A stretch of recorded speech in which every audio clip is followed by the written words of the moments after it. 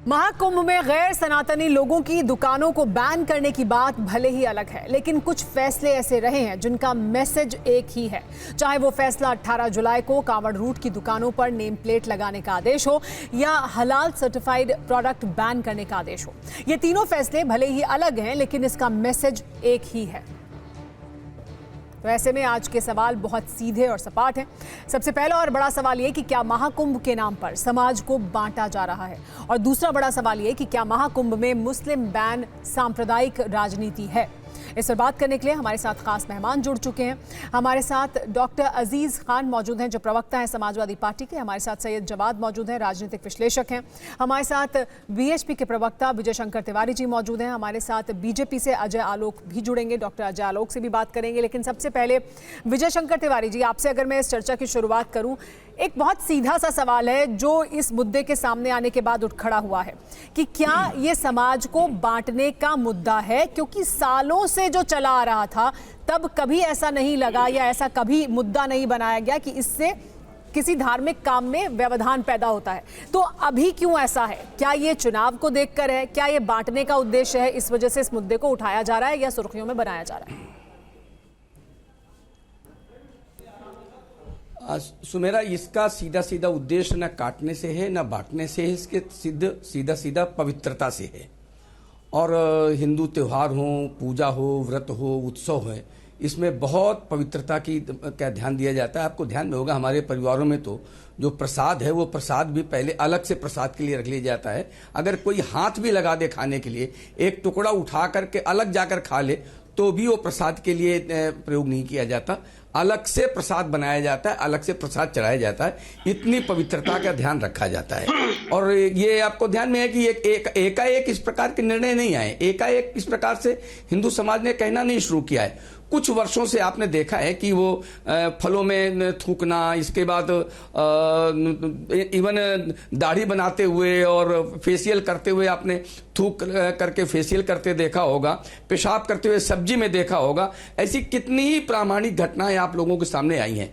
मैं मानता हूं कि एक समाज में कुछ लोग होते हैं ऐसा करते हैं, लेकिन जो आज लोग ये कहते हैं काटने बांटने की बात कर रहे हैं, वो उस समय उनके लिए कोई जो बार बार अगर किसी ने कोई एक बात कह दी तो धड़ से सर अलग करने की बात करते हैं। तो ऐसे जो लोग हैं उनके लिए उन्होंने कोई फतवा क्यों नहीं निकाला कि भाई इन्होंने ये किया है, ये गलत है, हिंदुओं के साथ ऐसा नहीं करना चाहिए, उनकी पवित्रता का ध्यान रखना चाहिए। अगर ये लोग उन लोगों को स्वयं आगे कहकर उनको नहीं रोकेंगे तो फिर हमारा ये कर्तव्य बन जाता है, खुद का कर्तव्य बन जाता है कि हम अपनी पवित्रता को बनाकर रखने के लिए ऐसे लोगों को आने से रोकें जो हमारी पवित्रता को भंग करते हैं। आप विजय शंकर जी, सीधी बात को समझने की ठीक है, ठीक है। आप दो बात कह रहे हैं कि देखिए ये कोई एक दिन में लिया गया फैसला नहीं है। बहुत से ऐसे घटनाक्रम हुए जिसमें ऐसे बहुत सारे मामले प्रकाश में आए, जिसकी वजह से ऐसा लगता है कि ऐसा होगा और ऐसी अपवित्रता हो सकती है, इसलिए ध्यान रखने की जरूरत है। और अगर मुस्लिम समाज ने कोई फतवा जारी किया होता, उन लोगों के खिलाफ कोई बैन लगाया होता, तो हम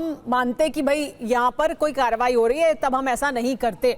लेकिन क्या फिर मैं अजय आलोक जी आपसे एक सवाल पूछूंगी इस पर। विजय शंकर जी ये कह रहे हैं, तो फिर क्या पूरे मुस्लिम समाज को ये कहा जा रहा है कि पूरा मुस्लिम समाज ऐसा करता है, अब कहीं पर भी आप दुकान लगाएंगे तो आप पर शक होगा क्योंकि आप धार्मिक पवित्रता का ध्यान नहीं रखते हैं? ये इंडिविजुअल मामले थे जहां पर इस तरह के प्रकरण सामने आए, या पूरा समाज ही ऐसा है?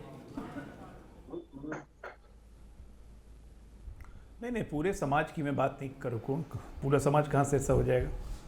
कुछ लोग हैं जो इस तरह की हरकतें करते आए और हमेशा ये सामने आते आया है, चाहे वो कांवरियों का हो, चाहे वो रोटी में थूकना हो, चाहे फलों पे थूकना हो, चाहे कुछ भी करना हो। ये अलग अलग तरीके के दृश्य आए तो टीवी चैनल्स पे चले। देखिए, अभी ये जो अखाड़ा परिषद ने अपने घोषणा की है कि गैर हिंदू वहाँ पर कोई खाने पीने की चीज़ ना लगाए, तो ये तो खैर अब उनकी मांग है और तमाम अखाड़ा परिषद के अलावा और भी जितने साधु संत हैं सबकी मांग है। तो राज्य सरकार एक एडमिनिस्ट्रेटिव निर्णय जब लेगी तब तो ये फैसला फिर जामी पजामा पहनाया जाएगा। लेकिन मुझे ये समझ में नहीं आ रहा है अगर ऐसा होता है उसमें लोगों को आपत्ति क्या है? भाई, कुंभ का मेला है, एक धार्मिक प्रायोजन है, पूरे विश्व भर से हिंदू सनातनी जुटेंगे और जो सनातनी नहीं है, जो हिंदू नहीं है, उनको वहाँ पर खाने पीने की चीज़ बेचने की ज़रूरत क्या है? भाई, कोई उर्स के मेले में कोई हिंदू तो अपना स्टॉल लगाने नहीं जाता है। इस पे विवाद उत्पन्न करने की जरूरत क्या है? इस पे जो आदमी इस पे विवाद उत्पन्न कर रहे हैं तो उनकी मंशा क्या है? क्यों आना चाहते हैं कुंभ के मेले में? स्नान करेंगे, बोलिए स्नान करेंगे, अच्छी बात है। हम लोग भी तब सोचेंगे, एक नए एंगल से इस विमर्श को चर्चा में लिया जाए। लेकिन सीधा सीधी इसको सांप्रदायिक तनाव से जोड़ना ये अपने आप में तनाव पैदा करने वाला है। नहीं, लेकिन क्या सालों से या पहले के महाकुंभ में अगर दुकानें लगती आई हैं और तब कभी किसी ने आपत्ति नहीं की, अब की जा रही है, तो उसके पीछे सवाल तो पूछा जाएगा कि क्यों ऐसा हुआ, ये बदलाव क्यों है? अगर पहले नहीं धर्म संकट में आ रहा था और अब आ रहा है, तो इसके पीछे का कारण क्या है? यही तो पूछा जा रहा है। नहीं, बिल्कुल बिल्कुल बिल्कुल बिल्कुल सही बात है, पूछना भी चाहिए भाई। पिछले कई सालों से कुंभ मेला कोई आज से तो लग नहीं रहा है। बहुत लोग पहले लगाते होंगे, मुस्लिम भाई, सिख भाई, कोई भी लगा सकता है। यहाँ पे तक सिर्फ मुसलमानों को नहीं बोला जा रहा लगाने। उन्होंने कहा, क्या कहा अखाड़ा परिषद ने, कि गैर हिंदू वहाँ खाने पीने की चीज़ें ना लगाएं। तो गैर हिंदू में सिर्फ मुसलमान है क्या? जैन नहीं है, सिख नहीं है, ईसाई नहीं है। मुसलमान ही को क्यों दर्द होता है? मुझे ये समझ में नहीं आ रहा है। अब किस बात के अल्पसंख्यक हैं आप भाई? बहुसंख्यक, दूसरी सबसे बड़ी बहुसंख्यक आप हैं। विश्व की सबसे बड़ी आबादी इंडोनेशिया के बाद भारत में मुसलमानों की।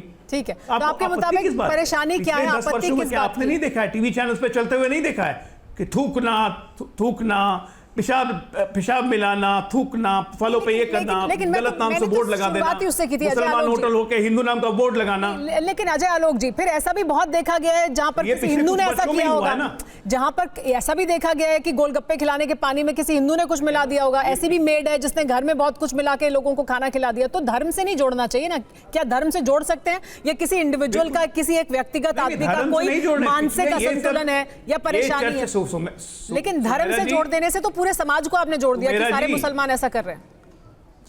सुमेरा जी, धर्म से कोई नहीं, मैं तो धर्म से जोड़ ही नहीं रहा इसको। इसमें तो गैर हिंदुओं की बात हुई है।